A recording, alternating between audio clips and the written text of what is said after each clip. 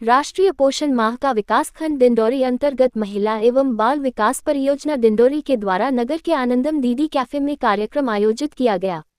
दिंडोरी परियोजना अधिकारी सुश्री प्रेरणा मर्सकोले ने बताया कि पोषण माह के तहत परियोजना के 13 सेक्टरों के ग्राम स्तर तक महिला एवं बाल स्वास्थ्य के संबंध में जनजागरूकता का प्रसार किया जा रहा है, जिसमें समस्त आंगनवाड़ी कार्यकर्ताओं के द्वारा पोषण युक्त भोजन के महत्व को बताया जा रहा है। कुपोषण की समस्या को पोषण युक्त भोजन और व्यवस्थित दिनचर्या द्वारा दूर किया जा सकता है।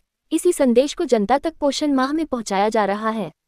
आज के समय में भोजन के प्रति अरुचि बच्चों को पूर्ण पोषण नहीं मिला पाता है, जिससे कुपोषण की स्थिति निर्मित होती है।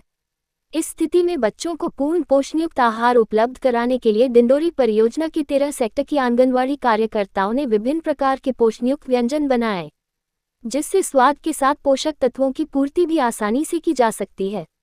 आनंद दीदी कैफे में महिला बाल विकास विभाग परियोजना दिंडोरी के द्वारा पोषण प्रदर्शनी और पोषण मेला इसी दिशा में की गई पहल है, जिसका उद्देश्य भोजन में पोषक तत्वों की मात्रा बढ़ाने के लिए जनजागरूकता का प्रसार करना था।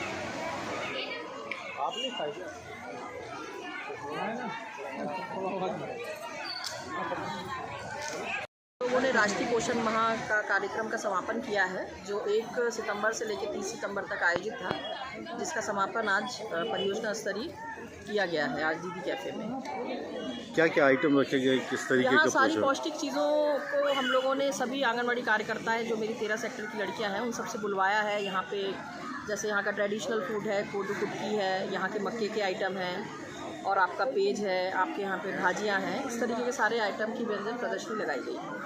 कुछ नॉन वेज के भी आइटम? हाँ, नॉन वेजिटेरियन आइटम को भी हम बढ़ावा दे रहे हैं कि इसमें भी बहुत प्रोटीन होता है, लोग इसका भी यूज़ करें, उसको किस हिसाब से बनाना चाहिए, तो उसकी भी प्रदर्शनी हमने यहाँ पे लगाई है। एसडीएम सर आए थे और क्या दिशा निर्देश दिए हैं? एसडीएम सर यहाँ पे आए, उन्होंने भी कहा कि इसको आंगनवाड़ी स्तर पे और वृहद तरीके से भी आयोजित किया जाए और लोगों को और जन जागरूकता फैलाई जाए कि किस तरीके से बैलेंस डाइट का उपयोग किया।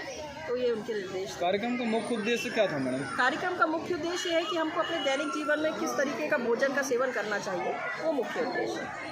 कुपोषण से किस तरीके से मुक्ति मिल पाएगी? ऐसे कुपोषण से मुक्ति मिलने के लिए तो ये है कि आपका जो एक चक्र होता है, एक किशोरी बालिका से लेकर गर्भवती महिला जब बनती है, उसके बाद वो स्वस्थ बच्चे को जन्म देती है, तो ये एक चक्र होता है जीवन का, जिसमें जो किशोरी बालिकाएं हैं उनको किस तरीके से खाना खाना है, कैसे संतुलित भोजन का सेवन करना है, किस तरीके की प्रोटीन, विटामिन, कार्बोहाइड्रेट किन किन व्यंजनों में होता है, इस तरीके का सेवन करने के प्रति उन लोगों को जागरूक किया जा रहा है। आपका नाम और पद बता दीजिए। प्रेरणा मर्सकोले, परियोजना अधिकारी, महिला एवं बाल विकास परियोजना दिंडोरी।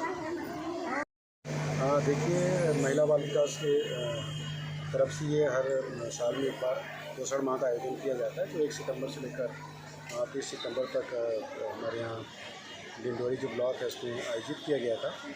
और इसमें पूरे हमारे ब्लॉक की पूरे आंगनबाड़ी कार्यकर्ता, सुपरवाइज़र, सहायिका, ये सभी मिलकर पूरे माह कुछ न कुछ कार्यक्रम करती हैं और उसका समापन आज उन्होंने रखा था यहाँ पर। और इस समापन जो कार्यक्रम है उसमें उन्होंने ग्रामीण स्तर पर जितने प्रकार की चीज़ें होती हैं उन सभी से अलग अलग प्रकार के व्यंजन बनाए थे। सब्जी, चटनी, पराठे, रोटियाँ, चीला और भी अनेक प्रकार के आइटम होते हैं जो हमारे छत्तीसगढ़ से लगता हुआ इलाका है। इससे छत्तीसगढ़ के भी बहुत सारे व्यंजन थे। इसके साथ साथ THR के भी बड़े बहुत ही अच्छे व्यंजन सभी आंगनबाड़ी कार्यकर्ता सहायिकाओं ने मन से बनाया था और लेकर भी आया था और उसकी प्रदर्शनी भी लगाई थी। और मैंने भी बहुत सारे व्यंजनों को टेस्ट किया, क्योंकि मैं खुद छत्तीसगढ़ से आता हूँ और इस सब में मेरा बहुत इंटरेस्ट होता है। बहुत ही अच्छा इनका व्यंजन बना हुआ है और ख़ासकर पोषण की दृष्टि से बहुत ही उपयोगी है। विशेष रूप से तो भाजी से बनाए हुए जो भाजियाँ बनी थी तो बहुत ज़्यादा उपयोगी होती है। और उसमें आप सभी जानते हैं कि मुनगे की जो भाजी होती है बच्चों से लेकर धात्री महिलाओं तक सबके लिए बहुत ज़्यादा उपयोगी होती है। तो मैं पूरी महिला बाल विकास की टीम को बधाई देता हूँ।